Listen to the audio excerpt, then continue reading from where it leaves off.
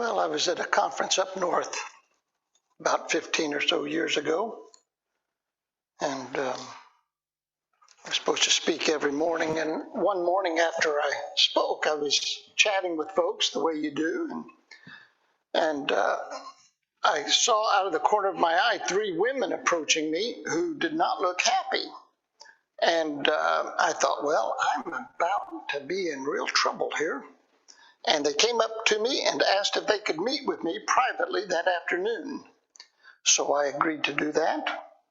And we met at one of their homes that was nearby. And our conversation began with them telling me how disappointed they were in me, that I owed them an apology for saying the theology of blood atonement was not only barbaric and pagan, it was also inconsistent with the teachings of Jesus and the character of God, not to put too fine a point on it. They wanted me to make a public retraction and apologize to the group the next morning. And while they were chewing on me, I noticed one of the women wasn't saying anything at all. She just had her head bowed, her lips were moving. I asked why she wasn't talking. She didn't answer, but one of the other women said, we asked her not to talk. We just asked her to pray. I said, what's she praying for? And they said she was praying for me to get the Holy Spirit and get right with God. Have you ever had anyone tell you they were praying for you like they're doing you a favor, except they're not? I asked them, what if your prayer works and I get the Holy Spirit? How will you know? And they said they'd know I had the Holy Spirit when I believed what they believed. Isn't that an interesting standard? Someone is right with God when they agree with us. That seems to be a popular notion these days. Someone has the Spirit in them. Someone's a true Christian when they think like we think, when they do what we do, when they interpret the Bible the way we interpret the Bible. I catch myself thinking that way from time to time. This morning I want to talk about the Spirit. We've been doing a series called Christianity 101, revisiting the tenets of Christianity in light of the rise of Christian nationalism in our country, which is rooted in our theological beliefs. And so the only way to counter that, I think, is to make ourselves as cognizant and aware and educated about theology as we can, hence my conversation this morning on the Spirit. So that's what I want to talk about this morning, and I hope in the process to de-weaponize the Spirit. The Spirit is not a spiritual bludgeon to condemn and coerce. The Spirit is a motion of grace to connect and transform. When I was growing up, I was taught the Holy Spirit was the third person of the Trinity, sent by Jesus to comfort and guide his disciples after his death. In the Gospel of John, the death of Jesus is fast approaching. The disciples are anxious, worried about their future, wondering what will happen to them and to Jesus. Hoping to comfort them, Jesus says, don't worry, I will ask the Father, and he will give you another advocate to be with you forever, the Spirit of truth.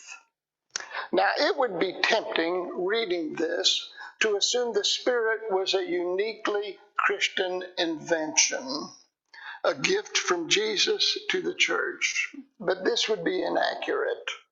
The Jewish people in the Hebrew scriptures spoke often about the Spirit of the Lord. They believed the Spirit was present and instrumental at creation and remained working in and through the prophets, the kings, the judges to accomplish God's purposes. Indigenous Americans spoke about the Spirit, as has nearly every culture and society known to humanity. And while those 3 women at the conference believed they could direct the Spirit to do what they wished by praying the right prayers, it is abundantly clear in history and in practice that the Spirit blows where it will, according to the Gospel of John. The Spirit blows wherever it pleases. You hear its sound, but you cannot tell where it comes from or where it is going. The Spirit blows where it will. Still, we try to direct and control it, presuming a divine Spirit permeating the universe relies upon instructions from us. The assumption that God is awaiting our instructions, that God greets us each morning, a towel draped over his arm like a solicitous butler, saying, "What is your pleasure today?" is all too common, and it never ends well, for it makes us believe it is God's job to endorse our priorities, to serve us, to champion our desires, no matter how twisted they may be. Whenever a group of people have believed they serve as the conscience of God, evil is sure to follow. Today, the rise of Christian nationalism is just such an example. The belief of a significant number of Americans that God is singularly devoted to their priorities and not to justice, not to compassion, not to reconciliation. Dressing their endeavors in divine approval, they deny good to embrace evil, snub justice in favor of tyranny, shun equality to welcome privilege. The three women I met with were praying I would get the Spirit, but we don't get the Spirit. The Spirit is not a reward God bestows on a select or chosen few. The Quaker John Woolman said of this Spirit, "There is a principle which is pure, placed in the human mind, which in different places and ages hath different names. It is, however, pure and proceeds from God. It is deep and inward, confined to no forms of religion, nor excluded from any whose heart stands in perfect sincerity. In whomever this takes root and grows, no matter their nation, they become our brothers and sisters." If this Spirit is that of God within us, then we either live in its light, bringing joy and wholeness to others, or we ignore it, neglecting its presence and dimming its voice. This is why early friends often would ask themselves, am I sensitive and obedient to the leading of the Spirit? Am I sensitive and obedient to the leading of the Spirit? I was walking through our cemetery this past Tuesday after Kay Fry's funeral. I went past Elsie Carter's gravestone and thought of her. Do you remember Elsie? I recall a few times when Elsie didn't care for a sermon I had given, how she would stand up in the silence afterwards and in the most tactful and gracious way suggest that I was full of beans. If she had raised her voice or shook her fist, I would have dug in, tuned her out, and been determined all the more to stand my ground. It was always her gentleness, her tender obedience to the inner light, to the Spirit, that moved and melted me. And how desperately that Spirit is needed. Yet another school shooting this week. this time in Nashville. And I want to shake my fist and yell. I want to condemn in the harshest terms those politicians who offer only thoughts and prayers, but never think to offer legislation that would curb the tide of grotesque weapons so readily available to the most broken people among us. How does one persuade those who believe their right to arm themselves with the most vicious implements of war is a God-given right, an inalienable right? How does one wear down such granite resistance? By remembering the power of spirit and its power to transform, by being like Elsie, saying over and over and over again, this is not the way. This is not the way. This is not the way. We can do better. We can do better. We can do better. Joanne and I were at the farm a few days this week on vacation. She had the week off from school, so took a few days and went down to the farm.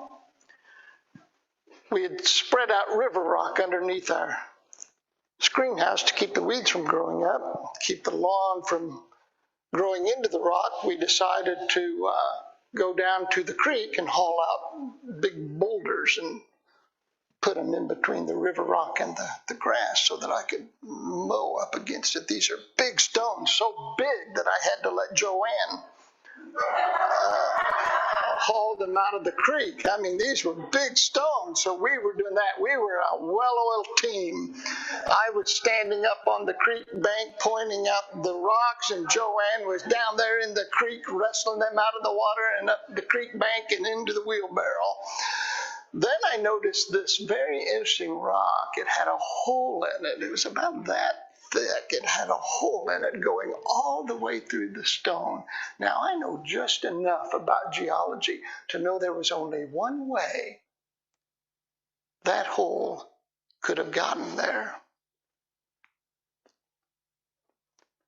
Only one thing could have done that, and that was the constancy of water wearing away, wearing away, wearing away, transforming, transforming, transforming. So likewise does the Spirit harden, does the Spirit soften the hardest heart until the victory is won. It begins not with their obedience, though, but with our own.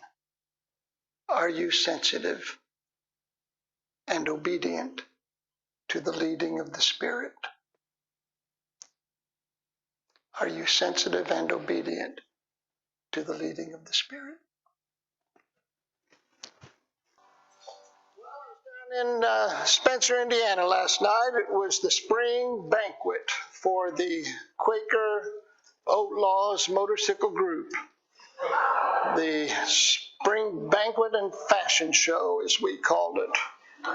And we went down there and met and had a lot of fun, and I was driving back, and there was a truck in front of me that had this bumper sticker on the front, on the back of it. It said, God, guns and guts made America. Let's keep all three. And I thought to myself, let's not. Let's not. Friends, we are a peace church. And for too long, we have acted as if the proliferation of war-making armaments is a political issue. It is not. It is a spiritual issue, and we are a pacifist tradition. And so, friends, let us speak clearly about what is at stake here. The lives of our children. Gun violence is now one of the leading causes of the death of children in this country. If this were a disease, we would do something about it.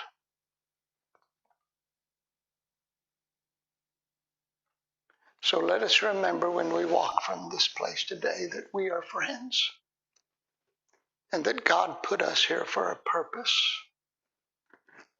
to be bringers and makers of peace, to honor all God's people everywhere, and to offer to all this world the joy of safety and love and nurture. Go forth, friends, and live in peace. Live in peace. Turn and greet friends.